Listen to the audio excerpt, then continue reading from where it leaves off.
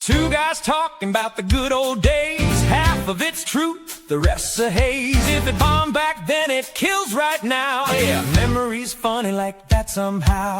Names get dropped, stories grow tall. Every set was a murder, no bombs at all. The stand-up memories, take it as you please. Where the past gets better with every tell and tease. Welcome to Stand-Up Memories.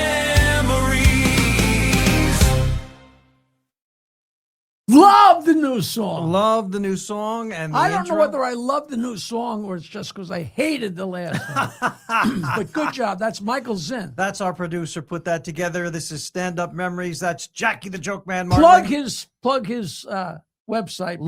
Right up front. We'll plug it. He's got his own podcast. It's called Live Stream of Consciousness. And .com. .com. Live Stream of Consciousness. You know the one problem? Yeah.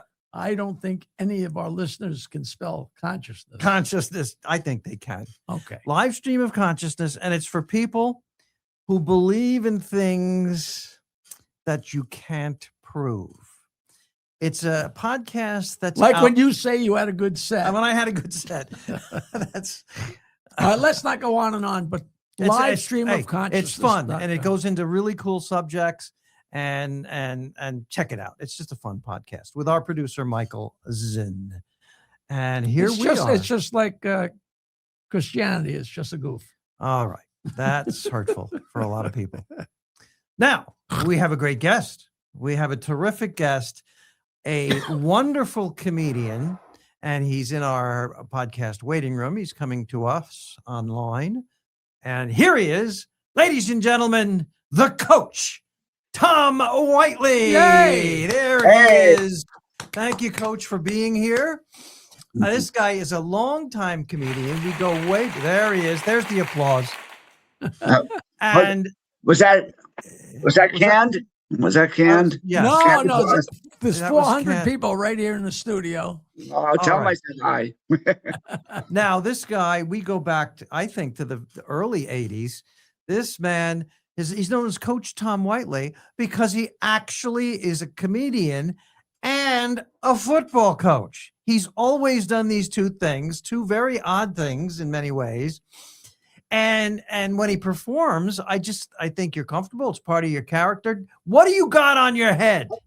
This is an old costume cap. I kind of look like Newt Rockney. You know that? Exactly. Yeah, Newt Rockney. This is kind of like an old football garb. But years ago, up in Albany, where I started, we started before even Tom Nicky started doing comedy. Okay. And, Wow. Yeah. So as a matter of fact, I'm the one that turned Tom Nicky onto his first booking agent, Joey Novick. Wow. And, Oh, boy. Yeah, we go way back. For the but audience, anyway, Tom Nicky was a booking agent in, I guess, Albany or near Albany. And he did it for so long. And then the club that he was using, all of a sudden he started doing weddings. And he found out he was making more money doing weddings. So he abandoned comedy, which, that's not exactly true to his thing. But his son, Tom Jr., took over. But you predated him, huh? That's way back there. Way back. And Wow. anyways, before him, there was a club that opened in and just outside of Albany, in Colony, New York. And it was the first like videotech. Remember when the clubs had the video screens and the music and stuff like this? This is one of the original videotechs in the Albany area. It was called Fantasies. But it was really innovative because Fantasies. it had what's that? Fantasies. It sounds like a place where you need a lot of singles. I tell you what, I had a great 5 years up there. Tom, I've been doing this since 1979, and I've seen your picture, seen you in ads. We must have crossed paths. We've never met, but I've been aware of you for 40, is it 50? I don't know. A long time. A long time. But Jackie, Wow. the only time we worked together was at Pips at the 40th Okay. Wow. anniversary of the show, of the club. Oh, wow. Wow. Remember I probably don't. What year was that? Because I guarantee you, Jackie doesn't remember that entire year. that? That was that was early 2000s. I can't remember the exact year, but Ray Garvey, he's the one that put it together. Him and Joey Gay. Right. Now, is that when they were taping a film? Yes. The Last Laugh, I think it was called. I don't know what it was called, but it was supposed to go on HBO, and Right. I don't know whatever happened to it. But Jeff Norris was on the show, Levy was on the show, Colin Quinn was on the show. Okay, we got to explain all these people to the audience. Just people been around forever. Those are comedians that have been around forever. Yeah, But Pat Cooper was there. Woody Allen was there. Woody Allen was there? Wow. When if it's the same night, there might have been two different nights. But Mulrooney was supposed to be on the these show. are all well-known comedians you should Google. And now, if you Google Pips, that goes way, way back. That's where, Rodney Dangerfield started out, Robert Klein started out, David Brenner, a David lot Brenner of them. started, Steve Landisberg, Joan Rivers. They had a big frame on the wall of the club of checks that were paid to the comedians, that the comedians cashed. $15 to Rodney Dangerfield, $15 to Joan Rivers. Well, they didn't pay us much. Yeah, after Rodney, they didn't pay us much more than that. I know. And, you work 4 shows on the weekend. Like, to me, $200, 4 shows and $200. Yeah, that's a long ride from Oyster Bay, Long Island to Brooklyn. It was like a 6-bear ride, on the Belt Parkway too. Now, Jackie, an audience, look at Coach Tom Whiteley. I've never seen you with your glasses before, but let's imagine something. You tell me if I'm right. If Young Frankenstein was was casting, I should say. So if Young Frankenstein was casting the character of Marty, then but I've read it before. Igor. Have you heard that before? and he's the right size for it, and he looks like Martin. Have you heard that before? Yes, Marty Feldman. He's our guest. I gotta get the eyes. Incredibly flattering. You look. I love it, and I think you look great in the glasses. Maybe I should come on. Maybe I should wear the glasses on stage. Just maybe you should. Yeah, maybe you should. Now listen. What is it like to do stand up at night and then get yourself to football practice the next day?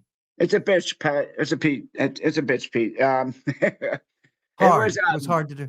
I was very lucky with all the teams that I've coached on, with the understanding of the head coaches were very, very lenient with my other career. There was games where I would leave at halftime on a weekend and get to go to a gig. I mean, but this is Division III football. But they were really, really cool about it. As a matter of fact, when I first started getting the work down in New Jersey and New York and stuff like that, I was still at Albany. When I first did the open mic with you on a Sunday night at Governor's. Yeah.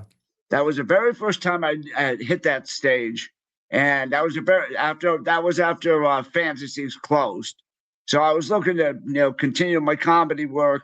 And you were the first professional comedian that I met way back then. Me? You're talking about me? Yeah. I brought you on. You brought me on. You had that improv group with Joey Cola. Oh yeah. And the Comedy Express. Yeah. Oh wow. So I'm responsible, and I owe an apology to so many people for bringing you on stage for your first time. So SUNY Albany, Division III school, right? Yeah.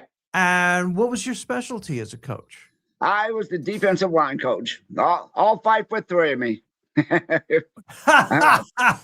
Well, when you're at a football game, are there ever people in the audience that recognize you from having seen you on stage? Did that happen? No, I don't remember that happening.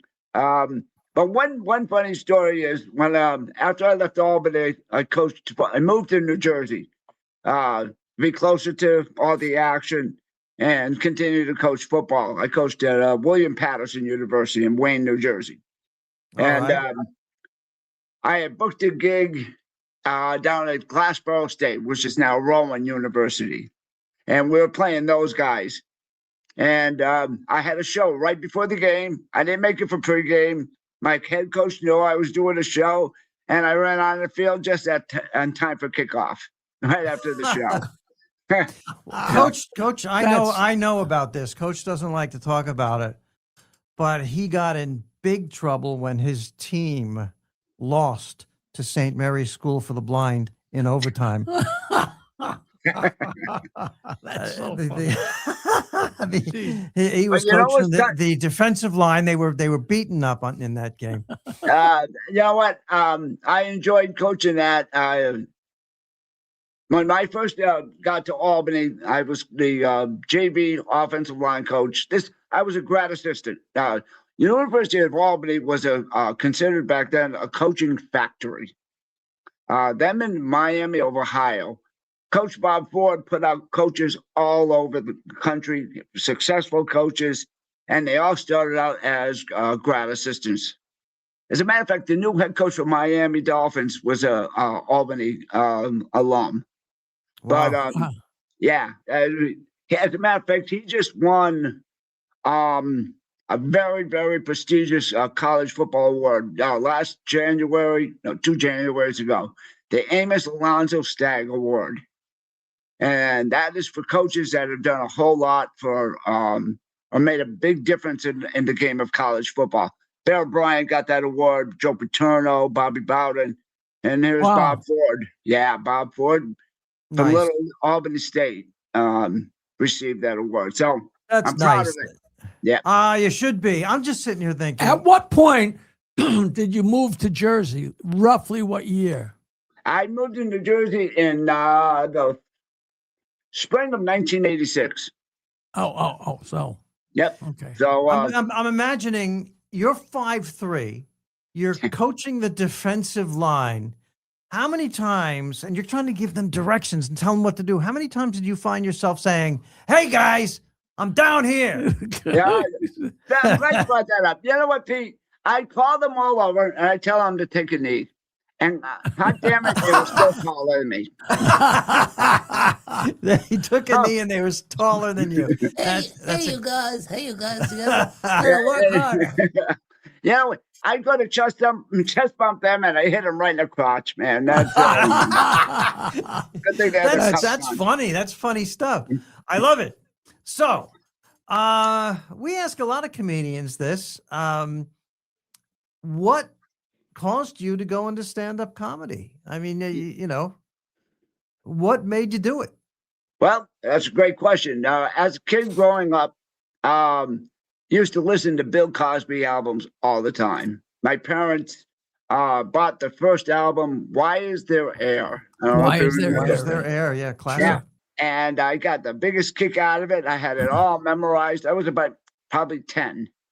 And I always had an interest in doing that. Maybe not as a comic, but maybe as a writer. I used to write jokes and stuff like that because football was my main passion back then. But in 79, when I was at Central Connecticut State University, that's why I started actually my coaching career. I started coaching as a sophomore in college because at 5'3", 115 pounds, and a 6 flat 40, I wasn't going to make the team. So they let me go. Wow. So when you started coaching, would they have you like host awards dinners and stuff like that? I'm glad you asked, because when I was at Central Connecticut, the guys that I lived with in the dormitory I was in, one night we were all just sitting around lounge and telling jokes. So I got to tell a joke. I could always tell a good joke. And then after maybe 2 weeks, 2 or 3 weeks, they had me telling jokes on a regular basis. As a matter of fact, it became a big deal on the campus of Central Connecticut. In my dormitory, I would pack the place. It was really cool. I was a nervous wreck. I was calling my father every morning to get more jokes because I was running out of them. But then we started having other guys come up, but it became a big thing. And then they had me down at the campus pub and featured me there. So I was in my blood. I really enjoyed being able to tell jokes. I love that. I love that. Back in the days when there was such a thing as a campus pub, right? Yeah, Times have really changed. Yeah. It's crazy. Are there any other, I don't know of any, are there any other comics that were like coaches or former players or? I don't. Here's one. You'll get a kid. Do you know Lenny Marcus? Lenny Marcus. I know Lenny Marcus. Yes. Yeah. Now check this out. Lenny Marcus was when I was coaching there. I think maybe in 84, 85, he was one of our team managers. Ah. And then I didn't know Lenny had anything to do with comedy until years later when somebody mentioned Lenny Marcus, and Lenny's doing pretty good for himself right now. So he is. Yeah, he's doing really well. Nice guy. Glad to hear it. Yeah, great guy. As a matter of fact, Lenny, is being very successful in the field of comedy. The other manager on our team, his name was John Berger, and he's now an assistant coach with the Jets. So imagine that. People branch different ways, right? Yeah. It was pretty cool. But let me see. Now, coming from Fantasies and Albany, how did you find your way to Pips? Or that was one of those things where everybody was going to do that final show? Yeah. I think I can't remember how I got into Pips. Chips Cooney probably helped me with that. But back then, good old Chips. Chips Cooney, great comedian. Oh, man. He's the best. He took his name from an old black and white prison movie. That's how he. Humphrey Bogart. Right? Yeah. Who did Chips Cooney? Who's the fighter? It was Chips Cooney. Yes, and I never knew that till I was watching that movie one night, and I'm like, "Holy Christ!" And the character was never on the screen. He was just mentioned. Just mentioned. Great name, and he became a comedian, Chips Cooney. But what happened up in Albany was this: Fantasies closed. How I got into Fantasies was like this. When I left Central Connecticut, I kind of put the comedy on the back burner from all my Central Connecticut stuff. And here I am now, my first year at Albany, quiet. Nobody, didn't say a whole lot. We have our football banquet in December after the season. And the players would bring up their coaches to give them an award, the position coaches, position players would give their coach an award. So these guys came up, and I just zinged everybody. And it was the shock factor was like, where the hell did this come from? That's so great. I love it. I love it. That's great.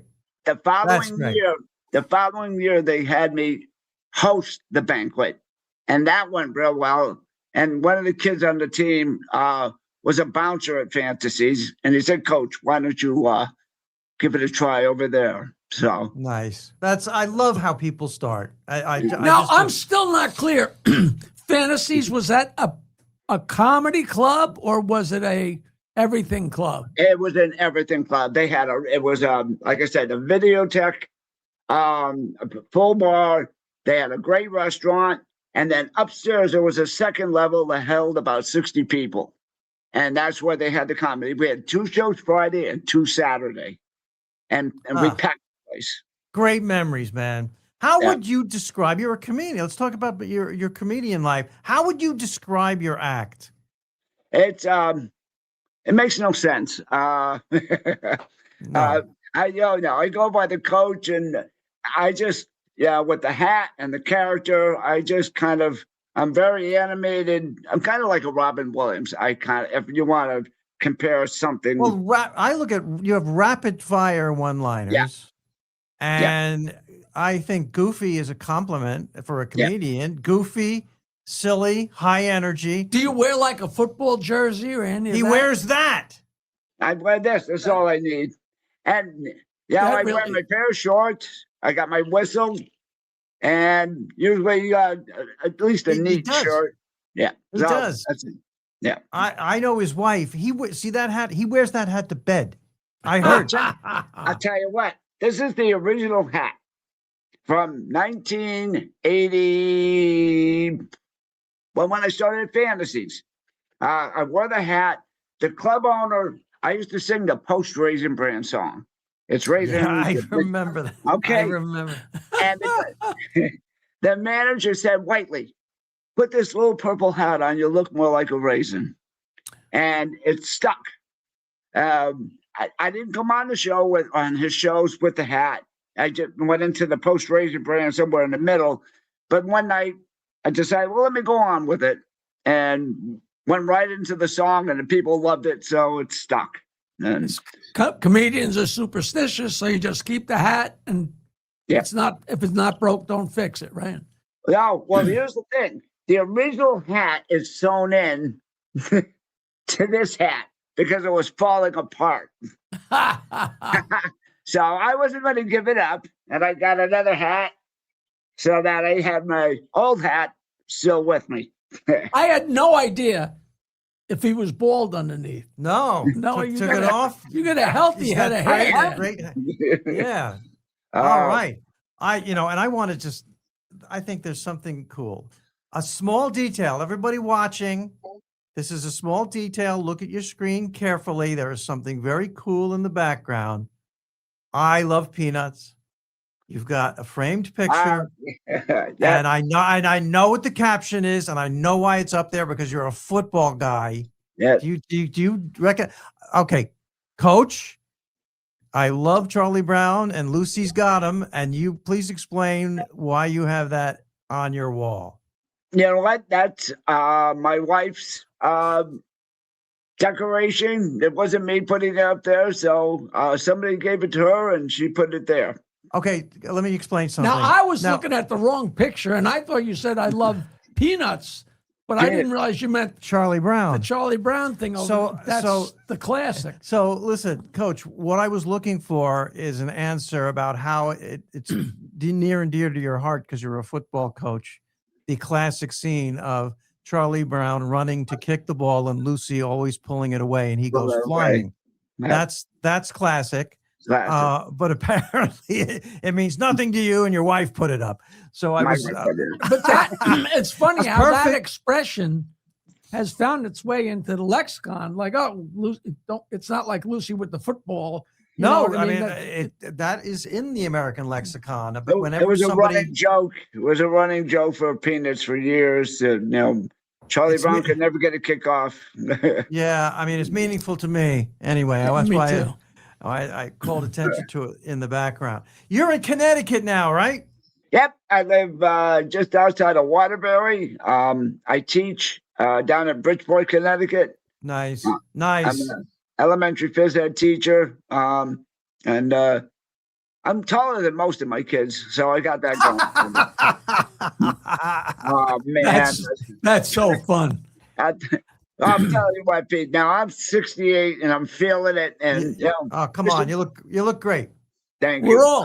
We're all feeling it. That's at this point, it's a contest. And if you want to, in terms of football and coaching, if you want to, kind of transition and maybe slow down a little bit, I think you could seriously get hired to be a mascot at many, many football programs. That's almost as bad as saying you look like Marty Feldman. I did. I'm sorry.